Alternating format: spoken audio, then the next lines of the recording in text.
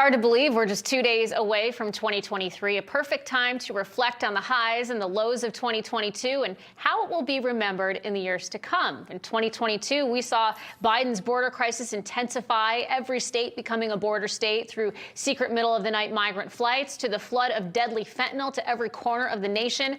Now, the Biden administration breaking their own records by leaps and bounds and with zero executive-level attempts at stopping the flow.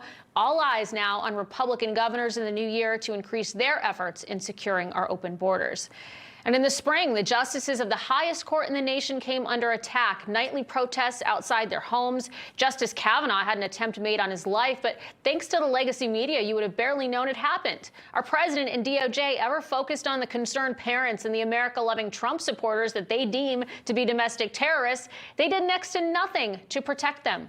And as sickening as it is, 2022 is the year of sexually explicit drag shows for children. The easily offended radical left doesn't want this called grooming because that is exactly what it is. It's wrong, it's illegal, and they want it to become normal. It isn't. One of the most shocking stories of 2022 was the red tsunami that wasn't. Yes, the Republicans won the House, but what about the Senate? What about Kari Lake in Arizona? Dr. Oz losing to John Fetterman? How did that happen? And why did the polls get it so wrong? But amid the disappointment were great victories, the beginning of the end for token Republicans in name only like Liz Cheney and Adam Kinzinger, and wealthy octogenarian politicians who have overstayed their welcome in Washington. Now, unfortunately, we're stuck with Joe Biden, but we will bid farewell to Nancy Pelosi as Speaker. Not too bad she's staying in D.C. rather than going home to her crime-ridden San Francisco.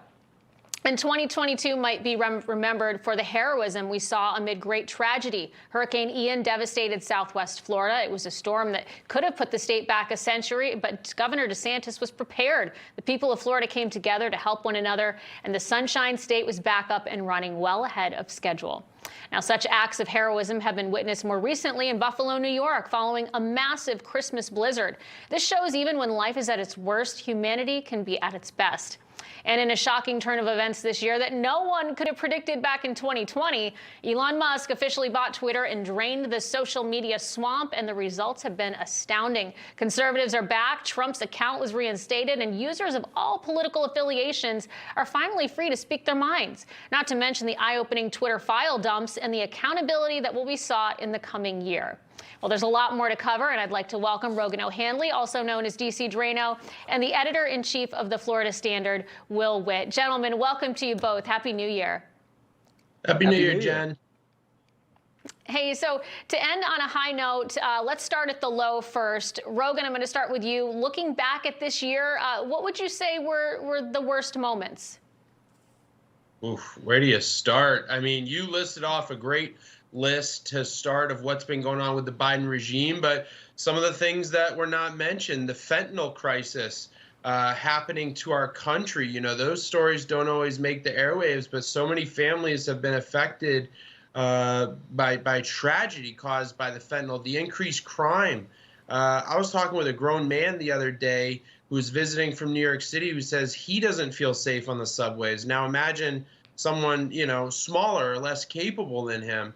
And just, you know, the lack of baby formula we couldn't find. And the Ukraine war, we're teetering on the doorstep of a nuclear World War III. I mean, this has been an absolute endurance struggle for so many Americans to get through the first 2 years of the Biden regime. And I'm hoping that with the GOP House, things let up a little bit.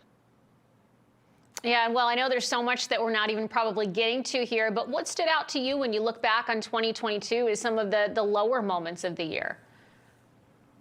I would say that it really comes down to the virtue signaling that we saw this year, which has been going on and rising in popularity as time has gone on. You had with the Ukraine crisis. I mean, you got Nancy Pelosi kissing this guy. You have the guys with the Ukraine flag in Congress. We're now the United States of Ukraine, not of America. Everyone putting the flag in their bio. People coming and saying, oh, I'm vaccinated and you're not, so you must be an evil pariah and we need to shun you from society. The people who support Black Lives Matter and the drag shows. Everyone trying to one-up, these people on the left trying to one-up other people by virtue virtue signaling by showing that they are morally superior to others, which has created such a division in the society that it's really taken states like Florida to say, listen, we don't care about your virtue signaling. We don't care about the things that you say you're better at. We're here. We're happy. We have a great economy. We're doing well, even after a hurricane. We don't need all these leftist people in California, New York, with all their virtue signaling. So I think that's one of the worst things that we've seen come.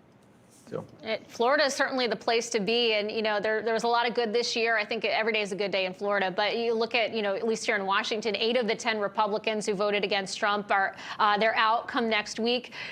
Rogan, what do you think in terms of some of the high points of 2022? What will you remember as the highlights?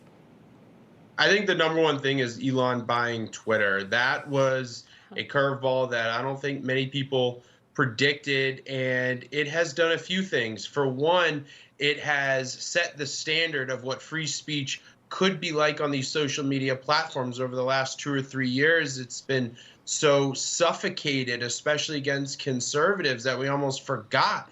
But he has not only restored the standard, but he has exposed arguably the most corrupt censorship machine in the United States history. And he's only shown the tip of the iceberg of what's been happening at Twitter, right? So it's not just the private employees, it's the government. It's so many federal agencies that have basically been telling Twitter who and what to censor. That goes against the very foundation of this country. So Elon buying Twitter is number one for me. Plus, a lot of conservatives have made it back onto the platform, including myself. So that's not a bad bonus. Yeah, it's pretty huge, that move. Will, do you agree? Was that one of the highlights for you, or do you have something else on your mind? Of course. Well, I have to say the number one highlight of my year is probably coming on this show every week. It's been such a pleasure to come on. But enough of the brown nosing. That's the right answer. Yeah, I like that. I think the most important thing that I've seen is so many parents and normal people. Like, I'll go and speak at all these rallies across the country or at different sort of speeches, events, and people think, oh, these are just a bunch of radical conservatives or domestic terrorists, as they'll be called. But really, this is a revolution of normal people. You're seeing parents speak up at school boards. You're seeing pastors come out and actually preach the gospel at their churches. You're seeing people actually stand up for what America is supposed to be. And I know that's not a super specific answer, but what I'm seeing is a real hope and freedom revival, I guess you could say, in this country that I didn't see in 2021. I think people were a little bit more apathetic and worn down with all the COVID stuff and the BLM. And this year, I've seen a real change in the hearts and minds of a lot of Americans, and they're ready to win. They're done with losing. Yeah, no question. I think what we're going to see in 2023 is the beginning of the great comeback that we will witness at the end of 2024. Will Witt and Rogan O'Hanley, a pleasure spending this past year with both of you. Love having you here. Thank you both so much. And again, Happy New Year to you guys. God bless you. Happy New Year to everybody.